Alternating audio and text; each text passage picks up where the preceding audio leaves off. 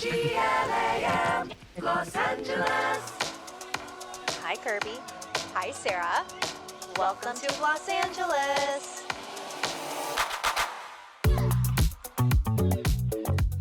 All right, we don't usually do repeat guests, but We make exceptions sometimes. we do, and for the special ones. she was going to be in town, so we figured let's get her in the podcast studio. We got Susan Yara back with us. I am so happy to be here. Actually, I've never been in studio with you, so No. this Yeah. feels actually very special and different. Isn't this so nice? It's so nice. It feels like we're just a big family. We are. And she literally just hopped off the plane Yes, to be I with did. us. I did. It looks like this. I know. What? I did stop at my hotel, and they surprisingly had my hotel room ready. So I was so Bless. pumped. I felt like this was exactly Yeah. hashtag blessed. It was just meant That to never be. happens. Yeah, I got to change, put on a little more makeup. I was like, yes. You look Well, amazing. you do look amazing. You Thank look you. glowy and beautiful. Yes. But we also need to know what's on your face. Okay, so can we start with the skincare because Yes, that's always the most absolutely. important part to me. Yes. So I have sunscreen on, Dew Glow sunscreen from from Naturium, my brand. I always put that on underneath my makeup just because I feel like it brings out that glow. And then after that, I really keep it simple in the mornings. And then after that, I put the Makeup Forever HD Glow. I'm all about the glow. Everything's going to be glow. So it's like HD Glow foundation. I love that foundation. I do too. It's so good. The Hourglass concealer. Lately, you know what? I've been doing less is more with concealer, and I feel like it's making a big difference. Like I'm just putting like a little dot here on the inner corners of my eyes, and then just kind of spreading it out and not putting it where my crow's feet are, and better. Love. So much better. Bring it just down and not to the sides, and it's not getting into the creases. So that's been good. The Patrick, a one size. Patrick Star. Patrick Star. I was gonna say a different name, but Patrick's one size like Powder? that pink powder. That one I've been using. I'm really bad with the names right now. I'm realizing. I don't know the okay. name of that one either, but we Yeah. know what you're talking about. Yeah, the pink powder. I've been loving that. I feel like it really brightens. Ilia sent out this like holiday palette. Did you guys get that? I don't think so. It's really pretty. I just got it, so I threw it into my bag. like an because eyeshadow palette. It's or? like a blush bronzer palette. Okay. It's really pretty. So I used that on my face today too, which I'm not usually powders. I can see. Yeah, it's like more powdery, a little looks bit more really good. luminizing. I'm into it. Kosas, I always have something from Kosas on. I put their the eyeshadow, their like browns palette. Oh, yeah, that's a good palette. It's such a good palette. I even did my eyeliner with it. What mascara? Rare Beauty. Wow. Rare Beauty mascara. Okay, Yeah, yes. Yep. I'm usually Tower 28 all the way, but every once in a while I think they know this. I cheat on my boyfriend Tower 28 mascara and I go with the Rare Beauty one. And then eyebrows. Eyebrows, I have the Got To Be Clear Gel. And then the Make Beauty, they have like a new nano pencil, and I'm obsessed with it. I love a little tiny pencil for my brows. What are your lips?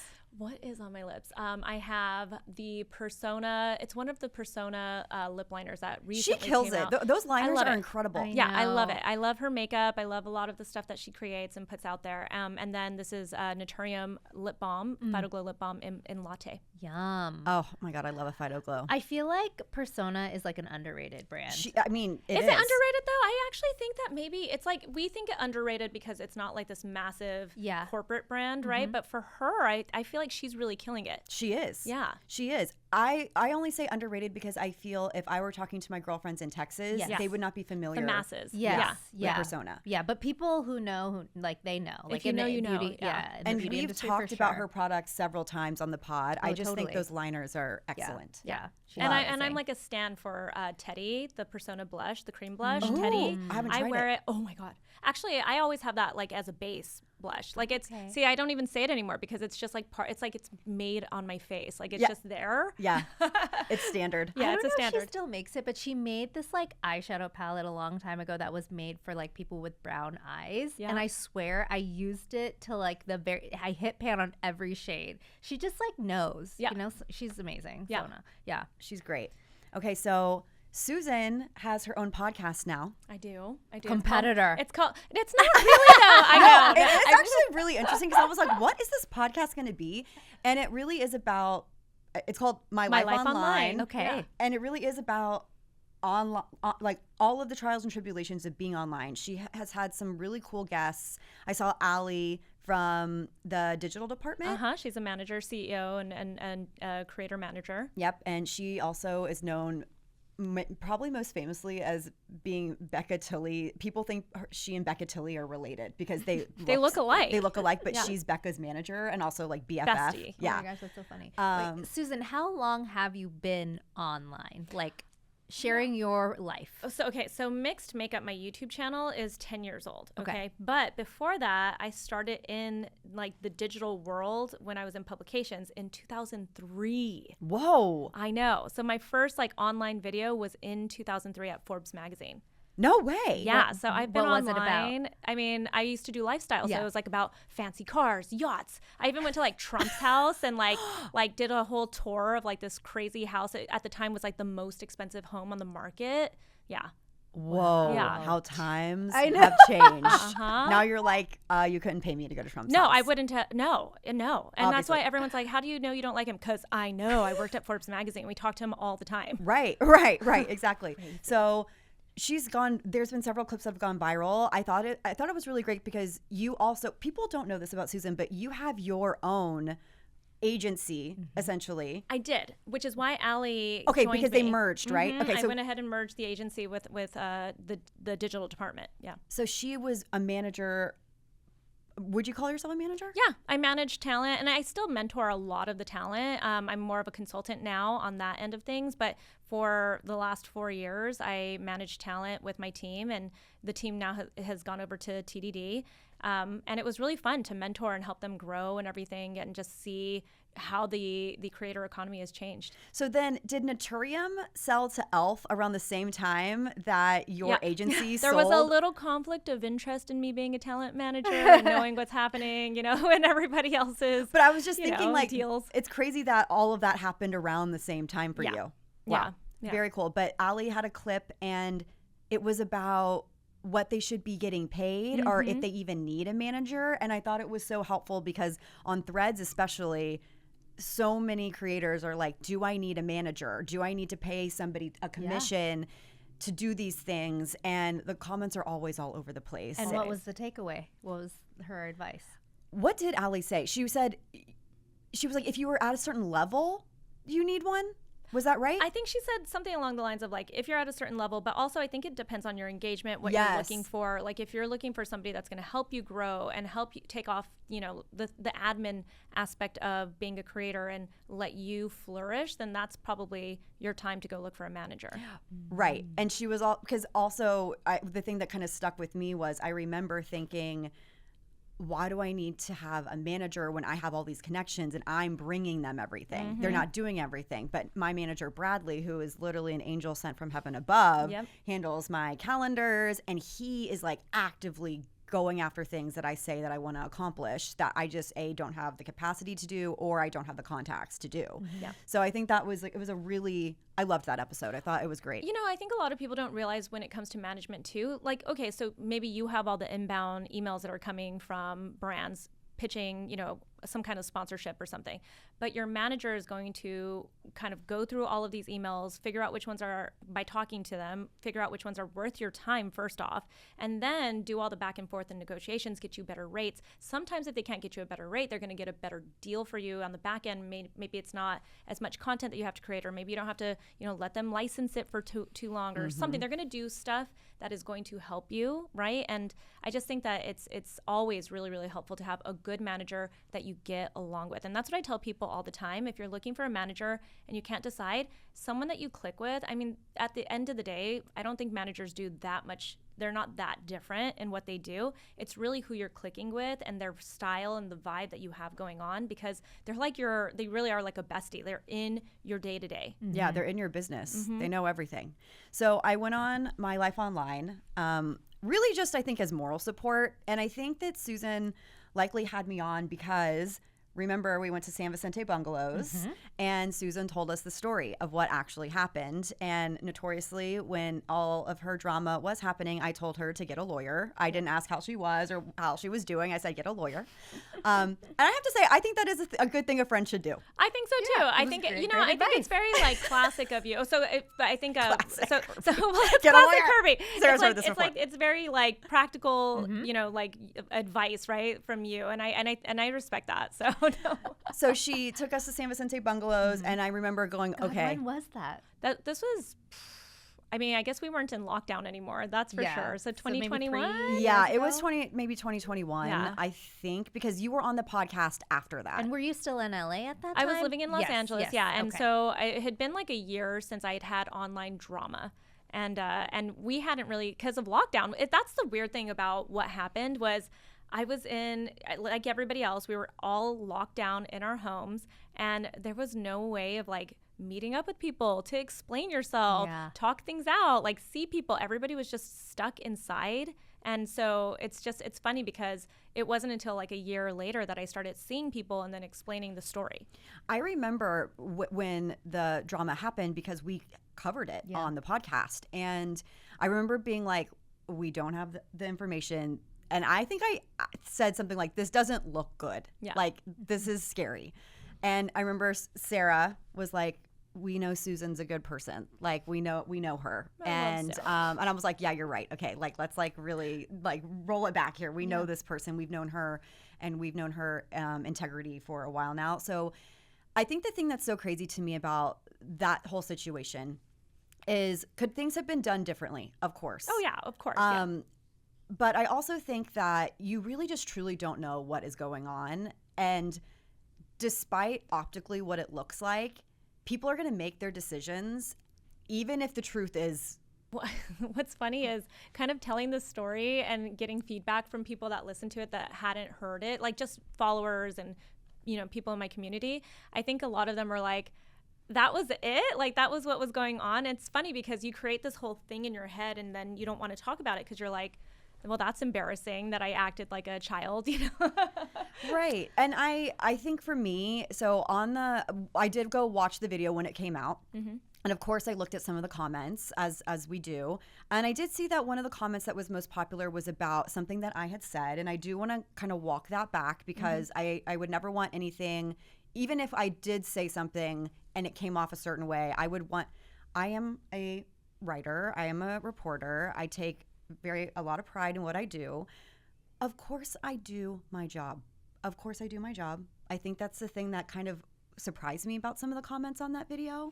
I think, well, first off, I think we should point out, because it's easy to focus on the negative comments, right? And this is something I really learned, is that it's easy to focus on negative comments. People are more likely to comment when it's a negative comment too. Right. Most people aren't going to be like full of positivity and just like flooding your comments, right? There were a lot of really nice comments and I got a lot of really nice DMs, and what you're addressing is like so small and probably not a big deal, but I understand wanting to address it. It's only because I feel that it was taken out of context in a way. Well, what did you say exactly so that everyone knows? Okay, I should have written it down, to be honest. But we were talking about how I took a step back. I said, I'm one of the adults in the industry at this point, and I used to be so online. Yeah. To the point where it was affecting my mental health, and to the point where it was causing our podcast to suffer, because I was totally terrified of saying something that could be taken in a way that I would never want it to be taken. And I was spending hours editing the podcast, like, well, should we include this? Should we not include this? Like, I'm scared. And I finally was like, you know what? I'm not going to know everything about everyone. And when I was saying that statement about it's giving stalker, it's giving whatever, maybe it wasn't funny, and I'm so sorry. I did not intend to offend anybody. But what I was bringing up is there are people that do deep dives and they present the information, and it's up to you to make the decision based on the information at hand. But then it's also important to if more information is brought up, what do we say? Strong opinions loosely held. Yep. If more information is brought up, you have to consider that. And that's like one of the number one rules of journalism. You can't just go with the story. I mean, people do. It's not good journalism. But if a story happens and you get more context, it is your obligation as a reporter to include that, to make sure that people also have those takes so they can formulate their own opinions for it. And initially, when Susan was going through her drama, I did not have that context. And I thought, oh shit, my friend is in trouble. She did something, she made a mistake, and she's in trouble. Getting more of the context, and you getting more of the context, we were like, this was not even close to what was being presented online. Right. And so I did want to say, I wrote down this note, like, I am a reporter. I did stop reading everything online because I'm getting DMs from people when I'm talking about products I love going, well, did you know that she didn't drop off her kid at the whatever at this time, and then it caused this whole, and I'm like, how does this have anything to do with her business and like why I love this product? You know what I mean? Like there are so many elements. And how are these people finding out these like I minute know. details But about people? So that's what I was saying. The minutia. That's what I'm holding your hand. I'm like, that's what I was saying is, of course, when there's a public drama, of course, look into it. But the minutia of what Susan was saying her children should be taken away. Yeah. I mean, there were like Insane. crazy things that were happening. And that's why I did say those things, that it's giving stalker, it's giving whatever. Like they should not know certain things about Susan outside of this cancellation, if you want to call it that, or drama or whatever. Yeah. But I do my job. My job was not to investigate Susan. That's actually a conflict of interest because she is my friend. So like, no matter what, nobody was ever going to hire me to investigate that. And now we know what we know. And I think the takeaway for me personally is apparently Sarah got an email that we no longer have a subscriber because I'm a Susan apologist. And I'm so sorry I am. I'm sorry. Because I know Susan and so does Sarah. Yeah. And I love that I'm the Susan apologist. I know, and not you. But it was because you went on her It was podcast. because Yes. so I It was appreciate it, and I'm so sorry that you have lost this follower. We're gonna be okay. I'm We're gonna gonna try my hardest to find you a new follower. Thank you. For that. Please. To replace We her. welcome people who love beauty and want to see, want facts. And listen, we're having a good time. It's always just funny to me, like everyone was kind of like, why didn't you talk about your drama and the true story, like what happened behind the scenes? Because when you hear it, you're just kind of like, what? This sounds kind of funny. Like this is like so Totally like dumb. What was going on behind the scenes and everything? Why didn't you talk about it? And it's like, at some point you start to realize you can talk about it. Hence 4 years later, 5 years, how far along are we now? Yeah. 5 years later, and I finally give some details of what was happening behind the scenes, and we kind of laugh about it.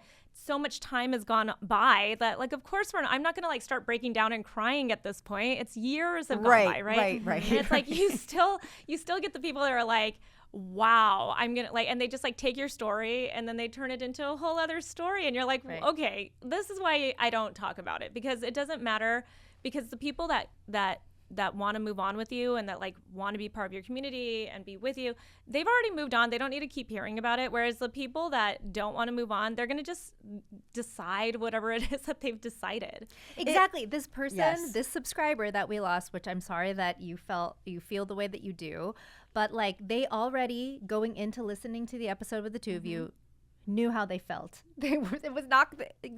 Whatever you said was not going to change how they felt. And also, I am also a Susan apologist, I guess, too. Because Thank you for being an apologist for me. I think it's just a bummer. Thank you for being my friend, ladies. I that's love what you. it is. I That's love the you. bottom Thank you. line. We know you are a good person. Well, and we've known each other for years. We have, and we have a history, and so there's a lot of context there. I say too, if you loved Sarah and I and were listening to this podcast because you trusted us and you liked that we present fact-based approaches and we have opinions on things, and then that episode is what made you decide that you can't. For me, I'm like, well, then you weren't weren't really a listener Yeah. and cared about us in the first place. I think about all of the people that I respect in the industry that are friends with you as well. Yeah. And I don't think that if those people felt some type of way about you, that they would be seen in public with you, that they would be congregating with on you a panel with you. Yeah, yeah, exactly. There's so many people in this industry who love and respect you and now know what was going on.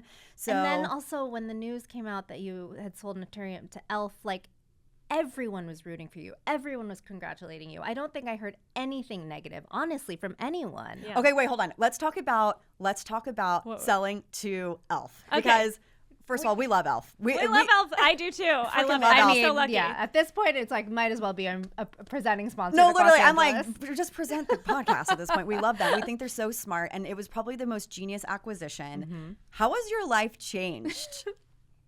Excuse me.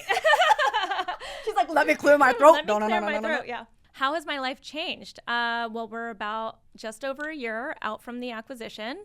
I feel like we've really very quickly integrated into e.l.f. and we've, kind of gotten where we're at. We're starting to grow the business just like we had planned to with them. We recently launched in Boots in the UK, which is huge for us.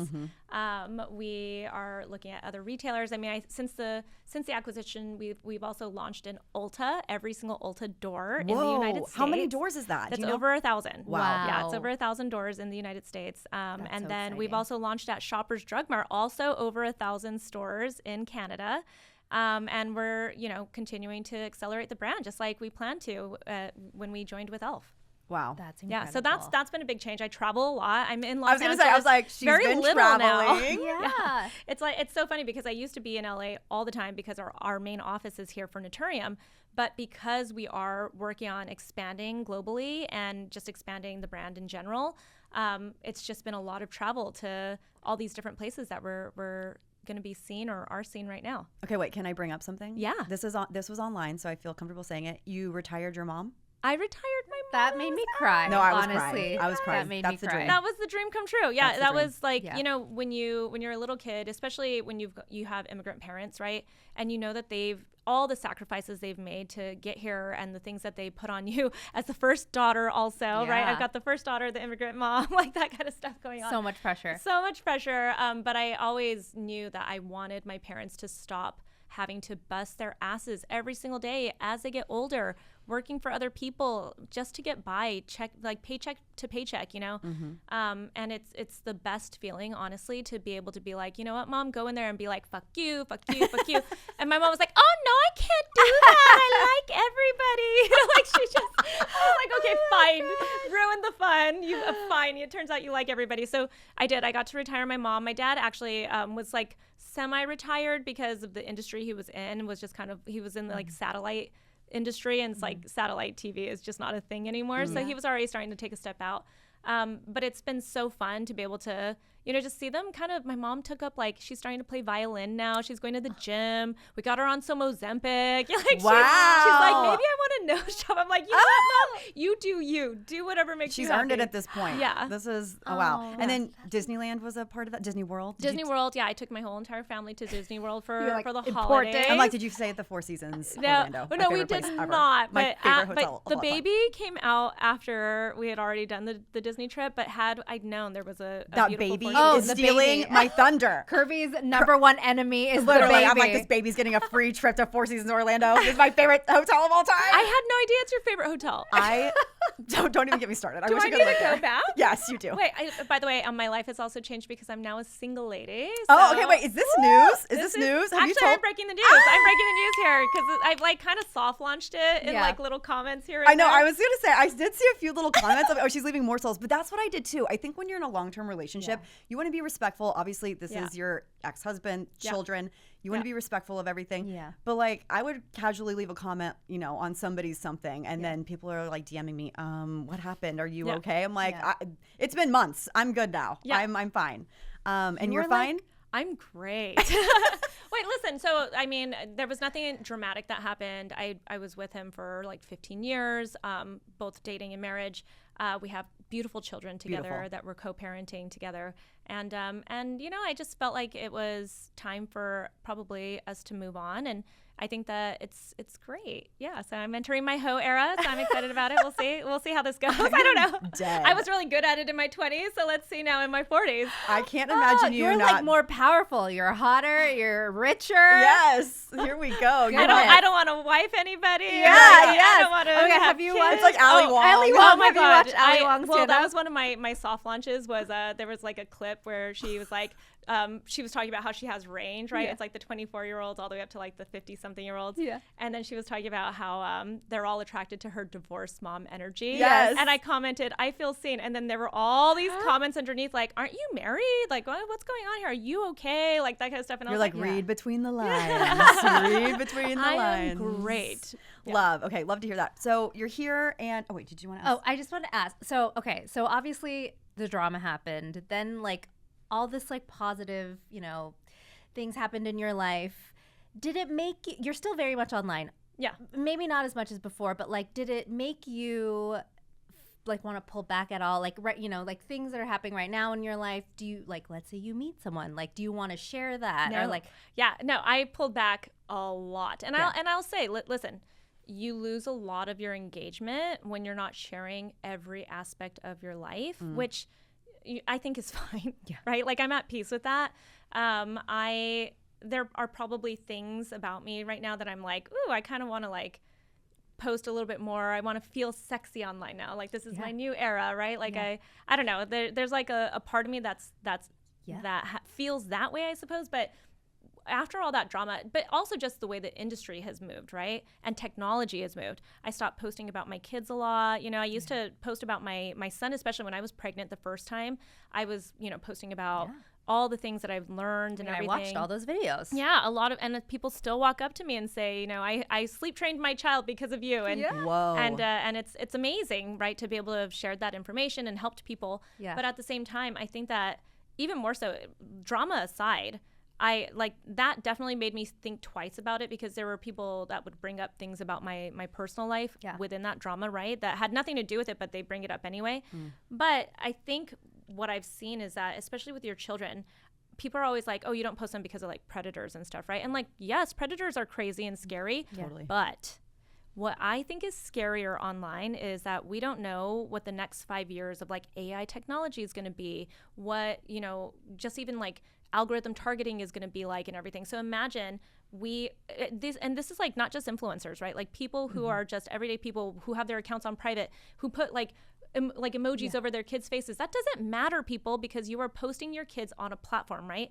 And that platform is now gathering information. So from the day that you announce you're pregnant to every single milestone for the rest of that child's life, by the time they're an adult, the amount of milestone information about that child is now online. And imagine what we can do with that. Whoa, what a brand can do with that, what a platform can do with that information.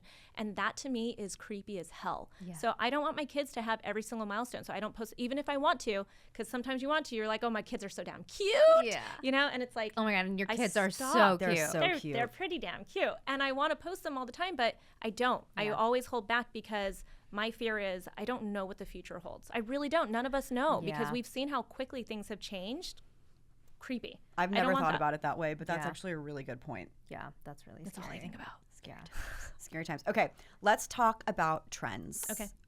We actually don't do this a lot with guests, but I figure But your with third Susan co-host, Yara, we need to do it. We can do it? Yes. So there is this, I'm starting to see this trend in terms of tablet beauty, where I was recently, I met with a very popular fashion hairstylist. He launched a brand called Blue Green or Green Blue, one of the other.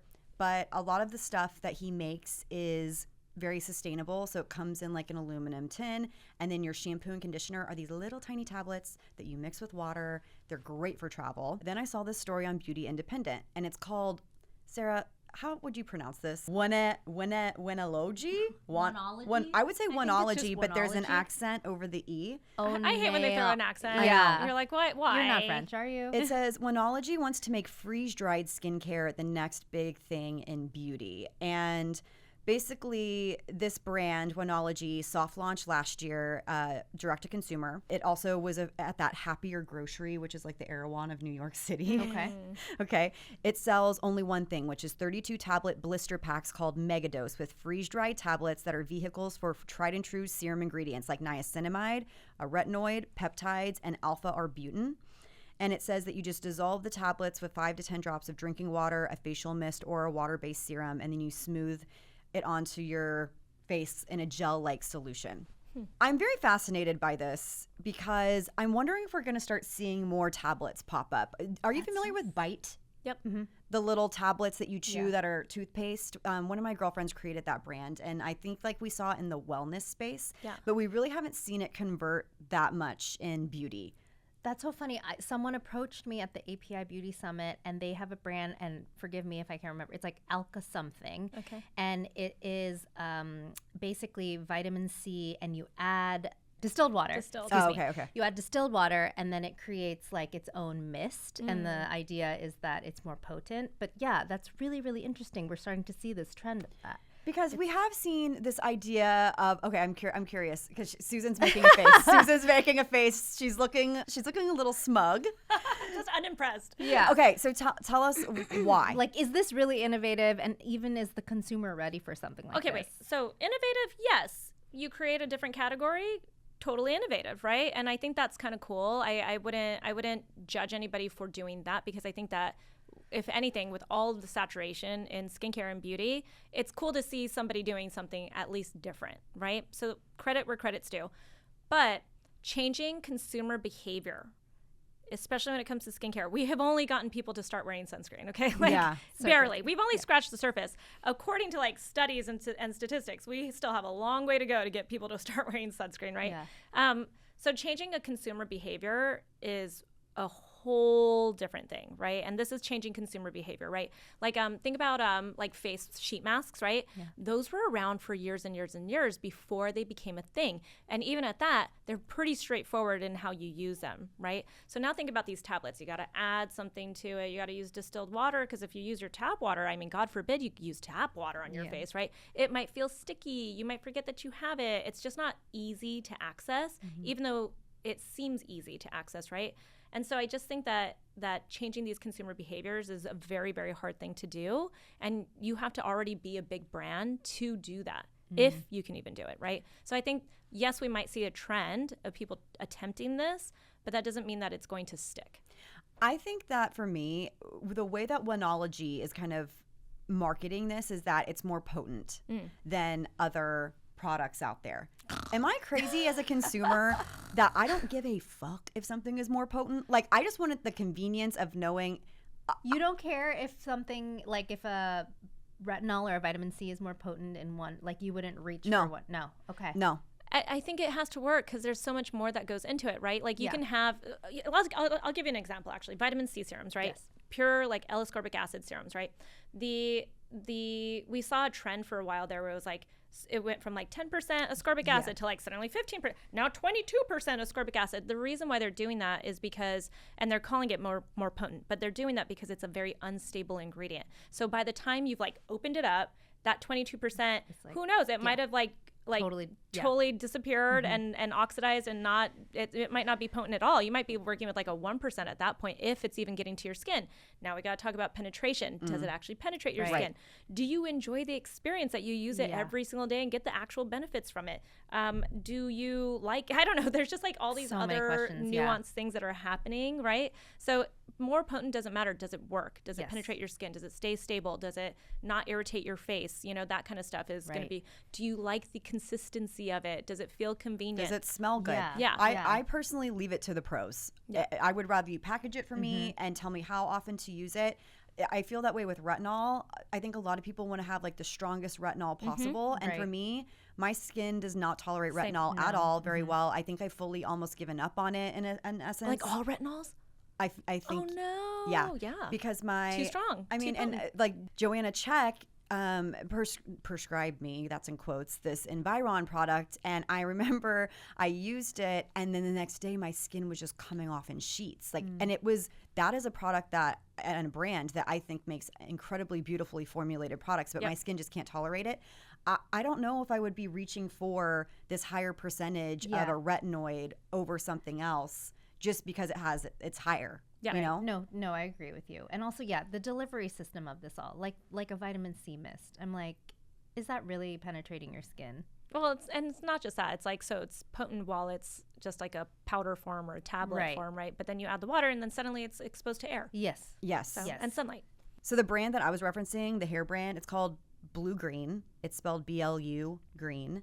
It's like very ocean centric. I think for them, it's not even about potency. It's really about convenience and also seems sustainable in terms of like eradicating packaging altogether for the most part. Yeah. And I do think it's a brilliant, I mean, I travel with them and they really do lather beautifully in the hands. It's kind of like Plus that Julie Schott created with those body wash sheets, which I personally love and I use them all the time still. I just learned that, you know, the Olay melting, like the Oh yeah, those tablets. little things. Apparently, those are like super, super viral. And Jackie Kilikita, our deputy beauty director from the UK, is here for BeautyCon, and she's like, I need to stock up on these. Oh. When she's here in LA, and she's like, I need to stock up on these because they're going so viral in the UK. And they launched around the Olympics. Yeah. They were like And the I big was like- product push at the Olympics. To me, honestly, I wasn't like super impressed by the idea. I'm like, great for travel, sure, This but is like soap, right? We're talking about like It's a just a face it's wash, like a tablet right? cleanser that you just add water That's to. interesting to me. That's Yeah. a little bit more interesting. My serums and my actives, I'm not sure, but Right. for a cleanser, that's kind of interesting. Yeah. Agreed. Okay, we got to talk about Pat McGrath. Yes. Dame Pat McGrath. So I don't know if you guys have been seeing this, but she launched a product, and if you screenshot some of these videos, it's called like glass skin peel off mask, and it's supposed to recreate the dolls from the Margiela show that went completely viral this February. And I want to talk about this because I have thoughts. When this happened, I was like, what product did she use to create this? And the Pat McGrath Labs team would not confirm anything. It was like, here's how you created the look. But when it came to the shiny stuff, they would not say anything. Then Erin Parsons creates a whole series about how she thought she created it. And then that was somewhat verified by Pat, even though during her live, she didn't even really show what was used. It was just some kind of concoction in an airbrush that was spritzed on the face.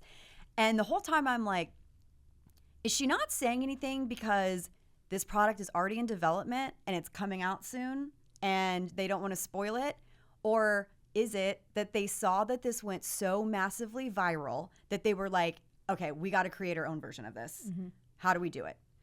I would love y'all's thoughts. I think it's the latter. I'm going to go with latter. Really? Because if you don't want to lose your moment as a brand. Why would you not launch it? If you're already developing it, you would launch it coinciding with the moment that you think it's going to go viral. It happened to go viral. They probably took whatever she used, benchmarked it, told them, let's put a step on this, right? February till now, almost end of year to launch this, that's plenty of time to launch a product if you already know what the product benchmark is, right? And she wasn't trying to do anything innovative. It's not like they're trying to create something that's like completely different from what they were already using. So that's plenty of time to have created this product. Okay, I feel validated because that's what I thought. I heard that what she actually used, like, left you not being able to move your face, and it is different from this product that she is launching. I'm sure it's a little bit different, Yeah. right? Because again, a benchmark is Right. is what you're going off of. Like, this is kind of what we're trying to achieve, Right. And then you go back to the lab and you're like, but we need it to do X, Y, and Z also. Right. And it was like, that's for runway, that's for fashion. This is supposed to be for day to day, but are you going to use this? But this is okay. So this is the context, though. So initially, people thought it was Krylon liquid glass. That's what every professional makeup artist said that she used. She commented on a TikTok video and said, basically, babes, no, that's not it. Whether it was or not, she said it was not.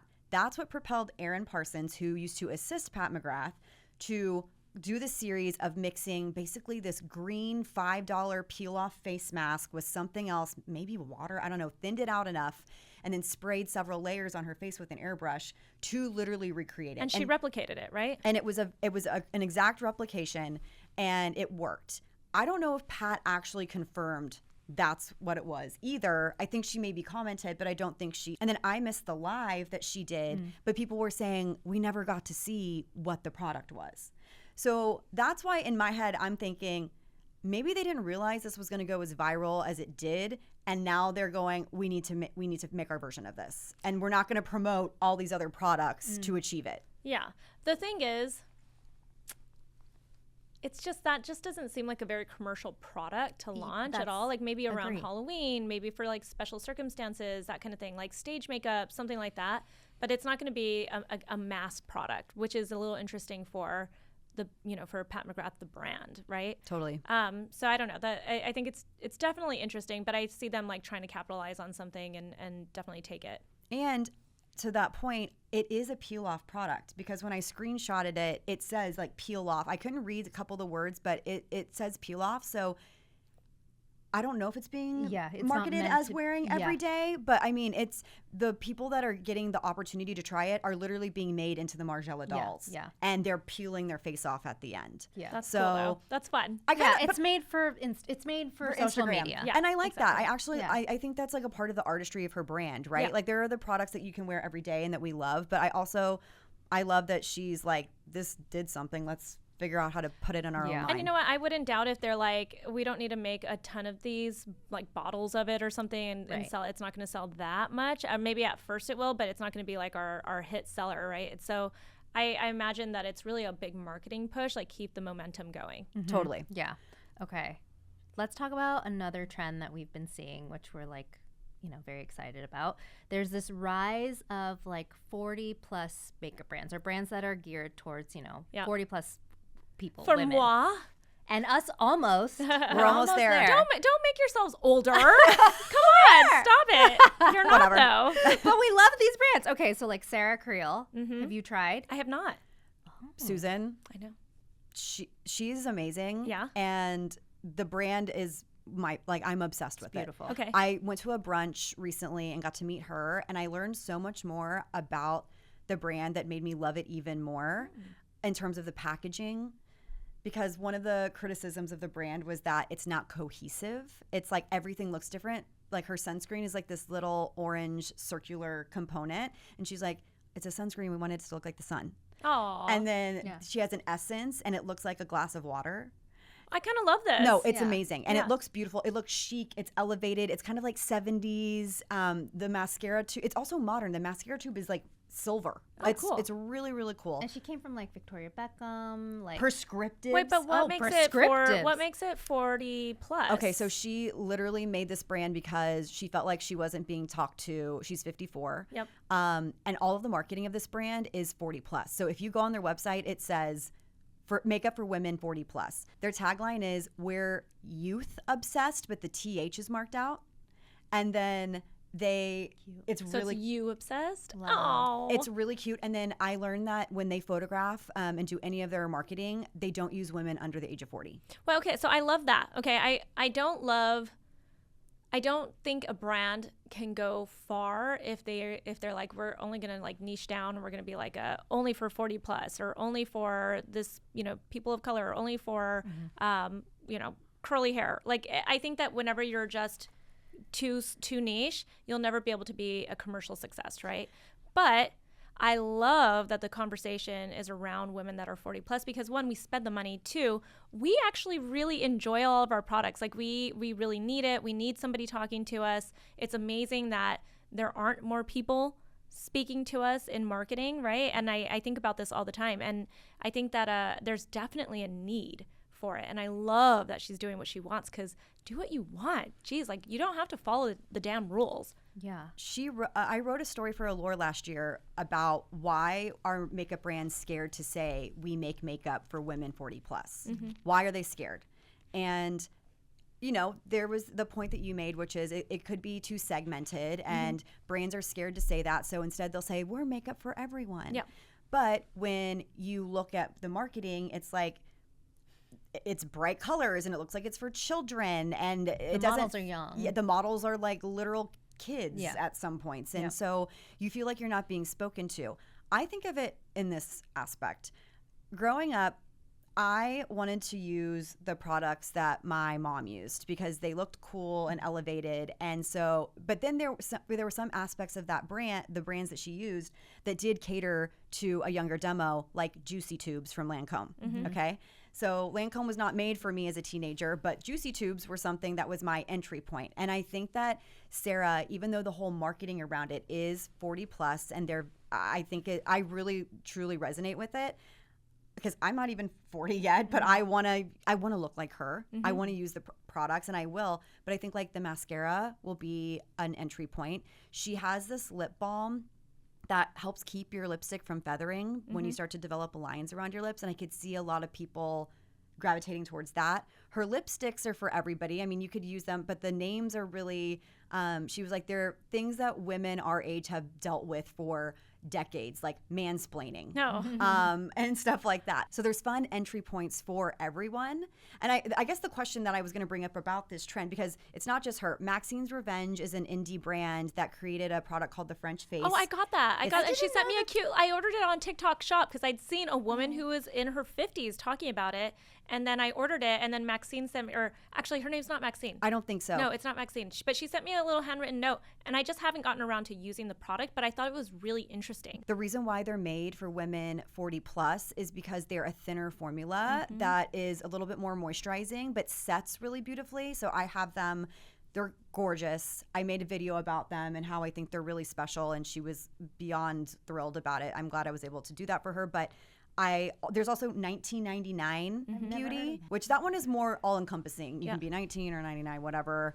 Or graduate in 1999 when I graduated from high school as a 40 something. Yeah. Yes. So there's a lot. We're starting to see this. So I'm curious, do you think we'll see more segmented marketing when it comes to launching a new brand? I don't think around the new brands. I do think that most people who are launching brands, and you've talked to a ton of founders, right? You're trying to scale.